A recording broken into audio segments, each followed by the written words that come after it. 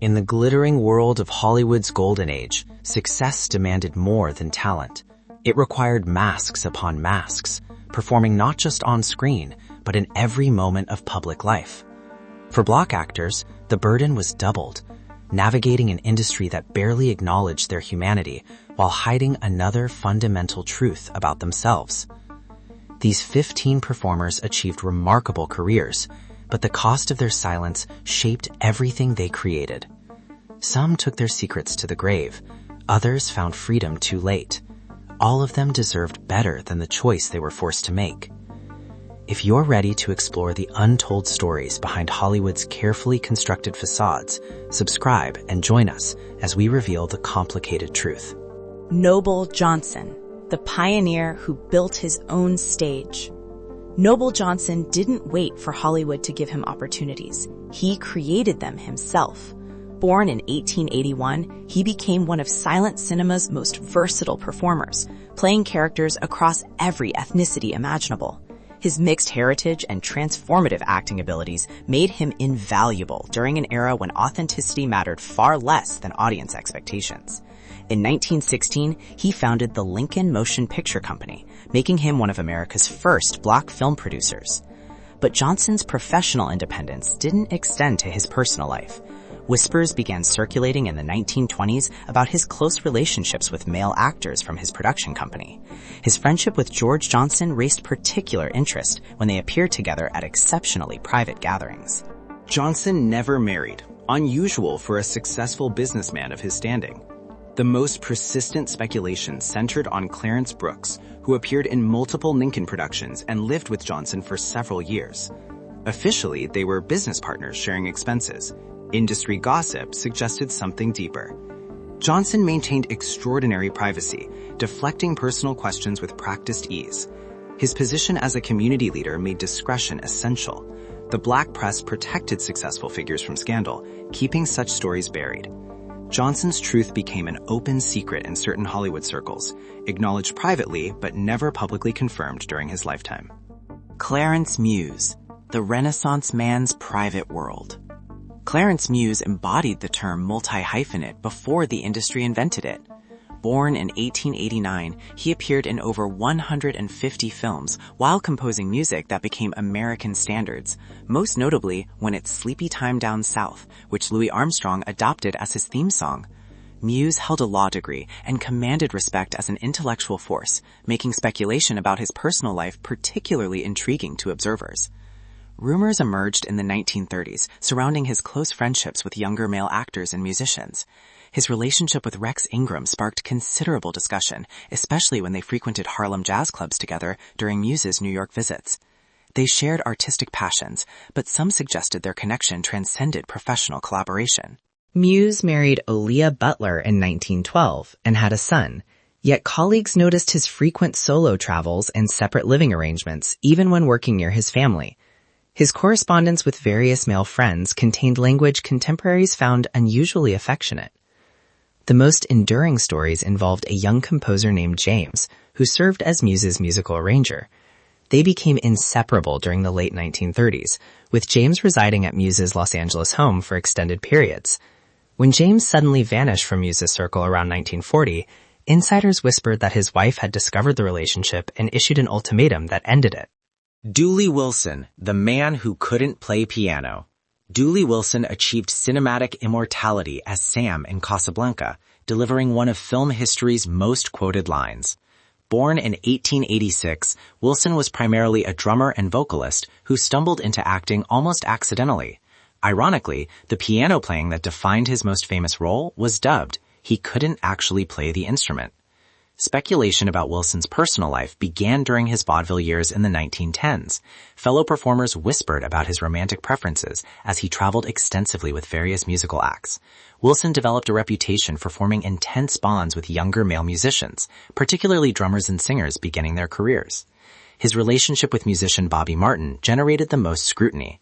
They met in a Chicago jazz club during the early 1920s and became inseparable companions. They toured together, shared accommodations, and Martin relocated to Los Angeles when Wilson's film opportunities increased. Studio executives reportedly expressed concern about their closeness, suggesting Wilson needed a wife for publicity purposes. Wilson married Grace Johnson in 1949, but most considered it a convenience arrangement. Grace, a former chorus performer, was also rumored to prefer women's company.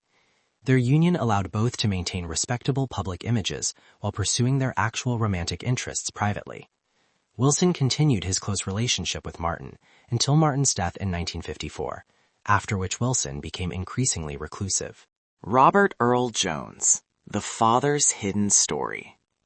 Robert Earl Jones, father of legendary actor James Earl Jones, possessed considerable talent that struggled against the limited opportunities available to black actors during the 1930s and 1940s.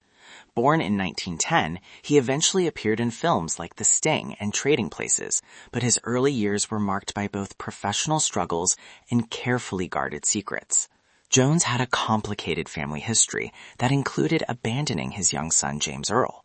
However, the circumstances behind his departure proved more complex than simple irresponsibility.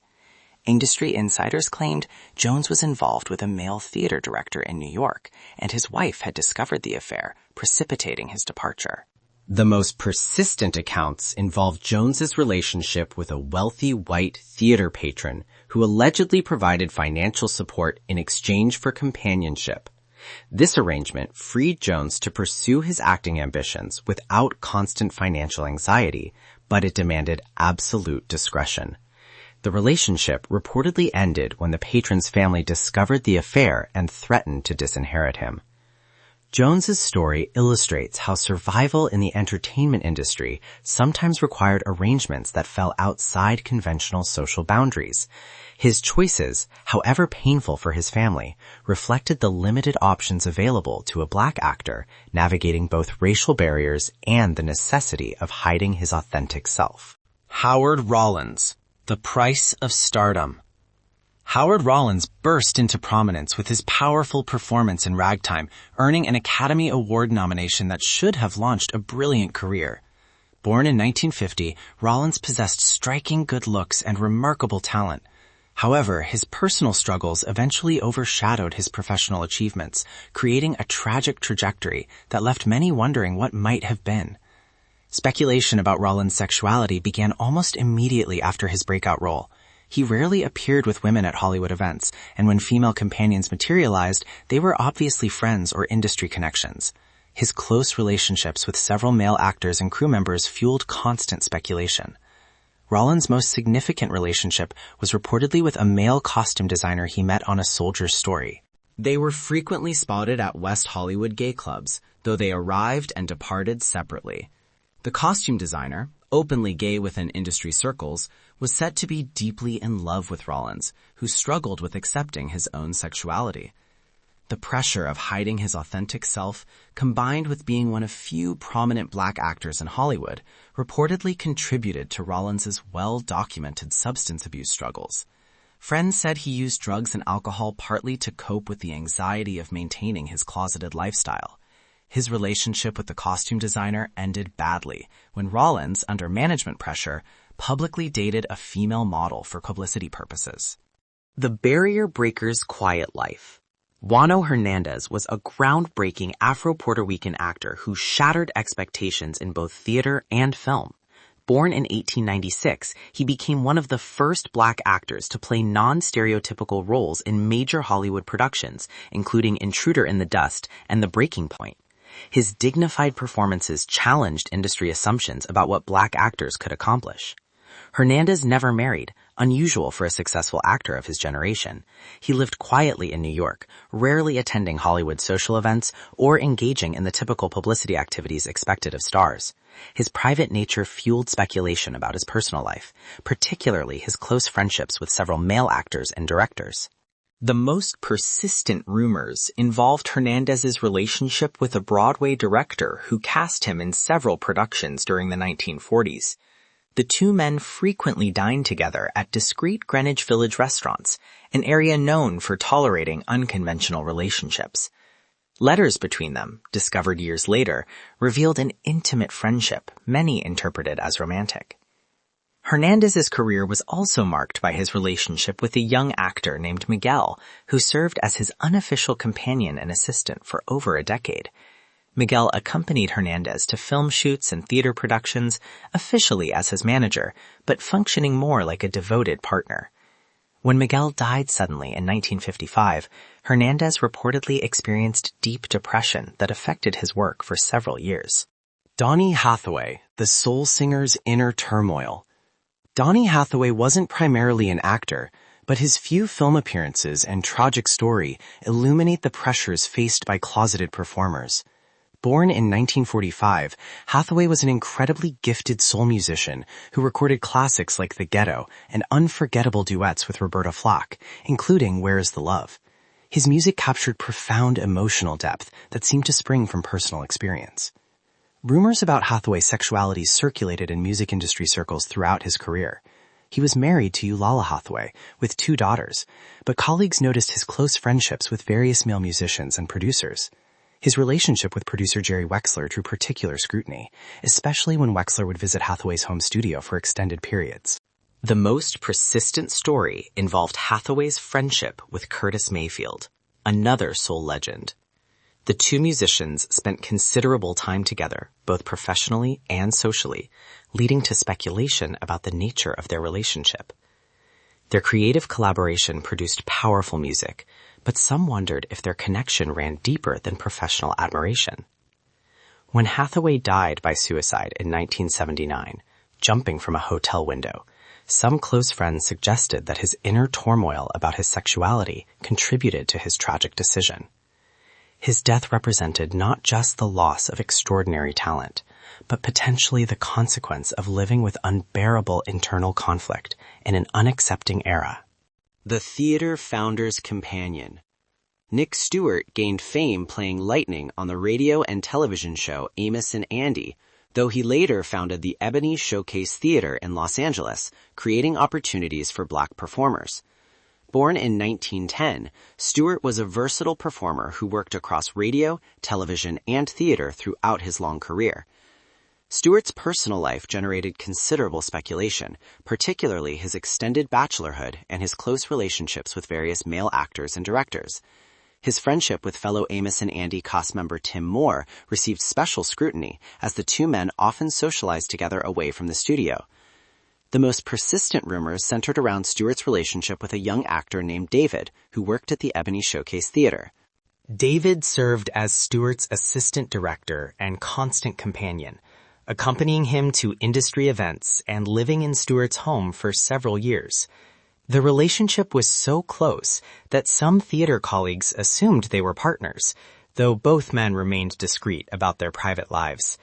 Stewart eventually married later in life, but entertainment industry insiders suggested it was primarily for companionship and respectability, rather than romance. His wife was a former actress who was also rumored to prefer women, making their union a mutually beneficial arrangement that allowed both to maintain conventional public images while living their authentic lives privately. The powerful presence. Private truth. Rex Ingram was a commanding character actor who appeared in films like The Green Pastures and Cabin in the Sky. Born in 1895, Ingram was known for his imposing physical presence and resonant voice, making him perfect for playing authority figures and spiritual leaders. His performances brought dignity to roles that could easily have become stereotypes in less capable hands.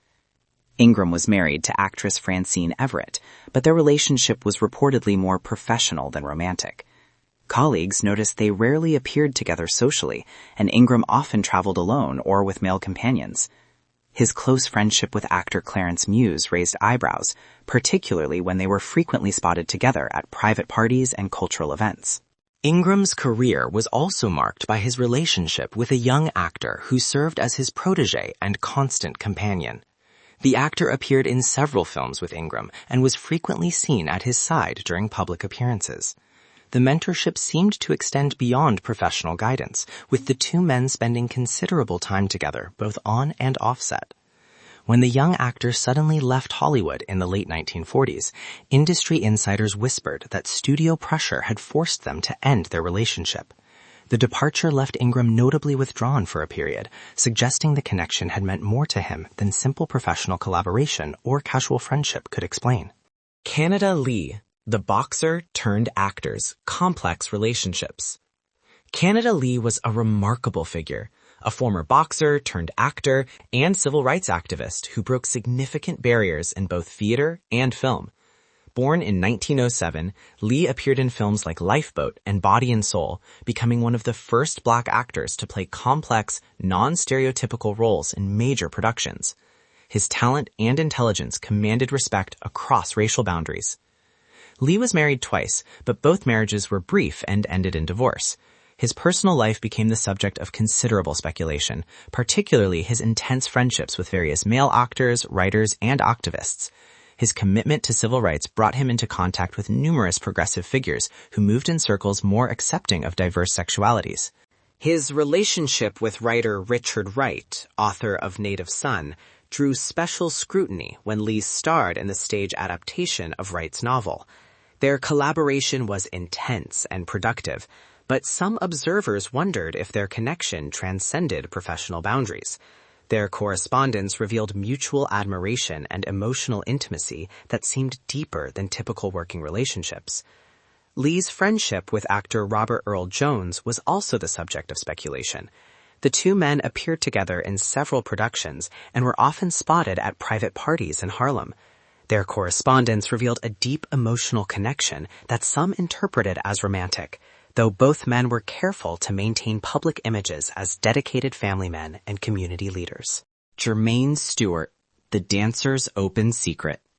Germaine Stewart burst onto the music scene in the 1980s with his infectious hit We Don't Have to Take Our Clothes Off, a song that ironically became a dance floor anthem while promoting abstinence.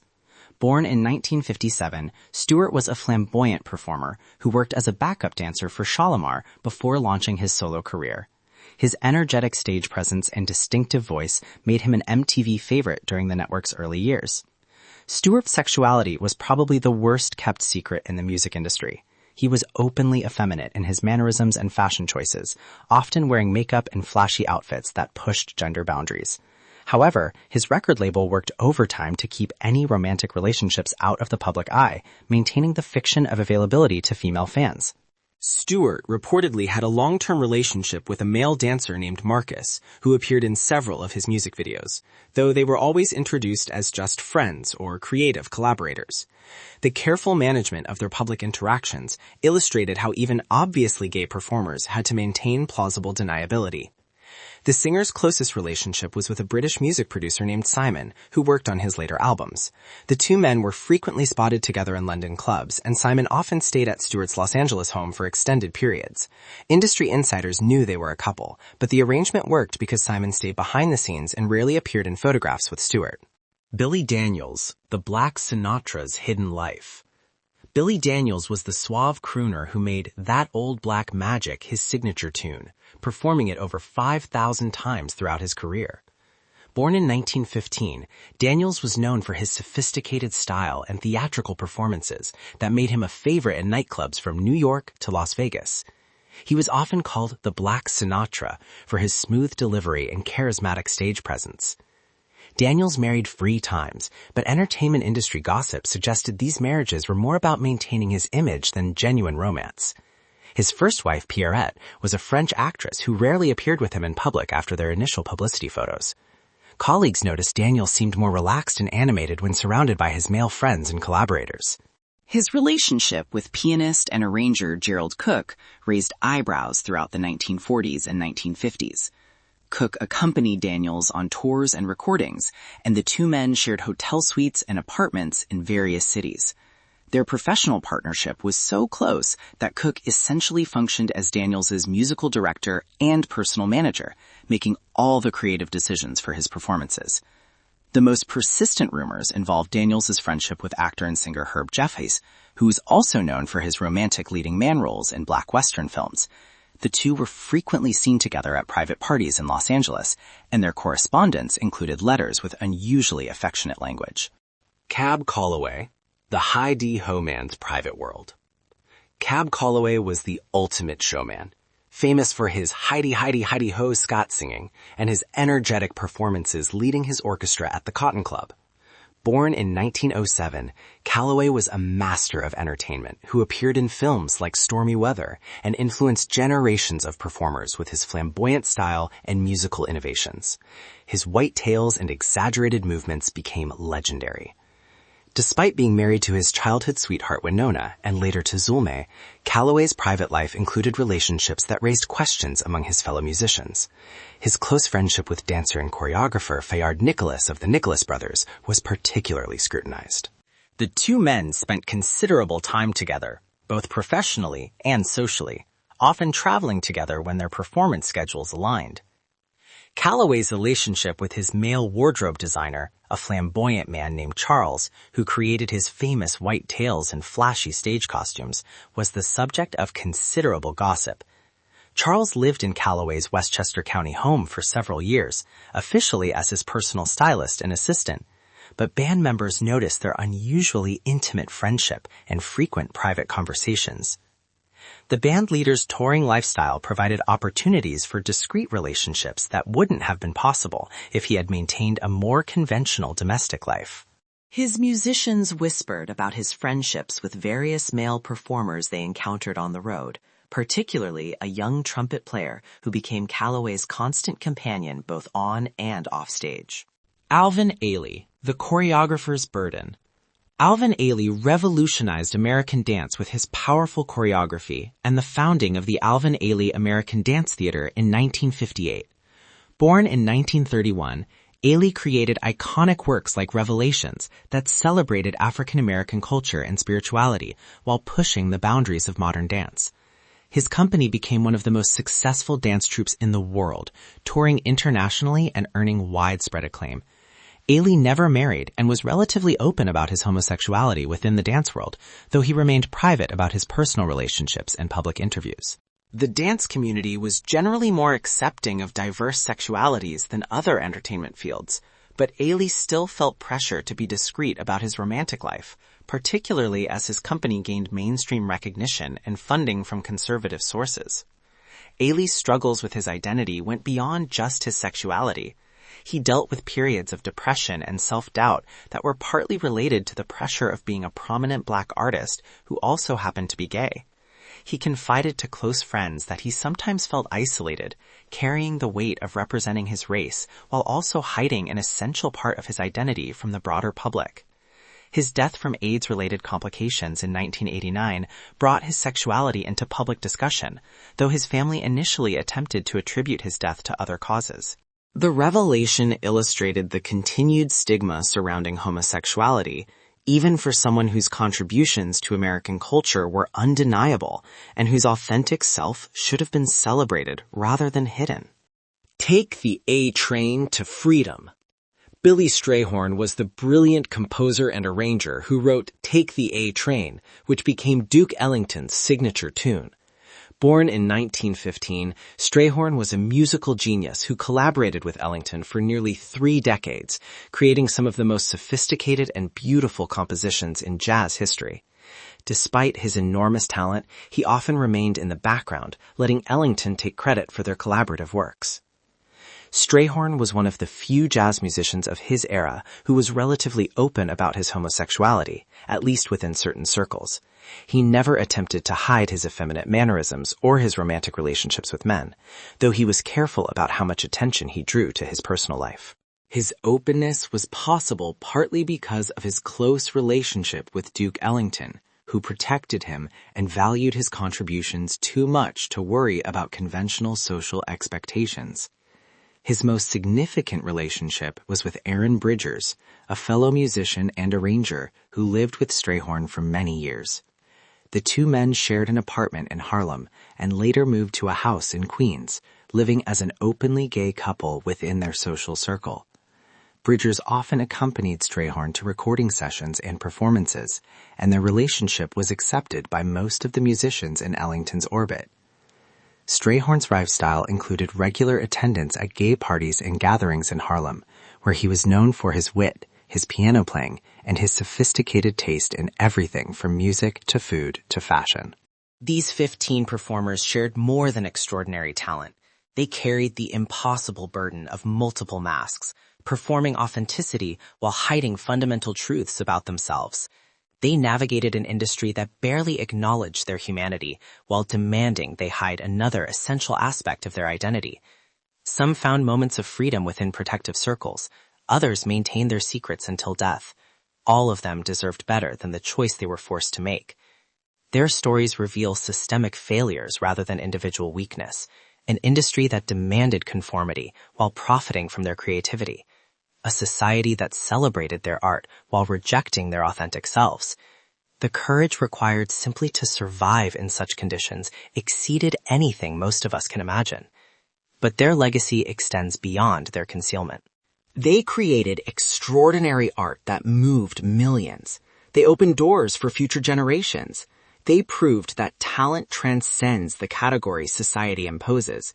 And perhaps most importantly, their stories remind us that authenticity matters, that the freedom to live openly as ourselves is not a luxury, but a fundamental human need that everyone deserves. If these hidden histories moved you, share this video and subscribe for more untold stories that challenge how we remember our cultural icons.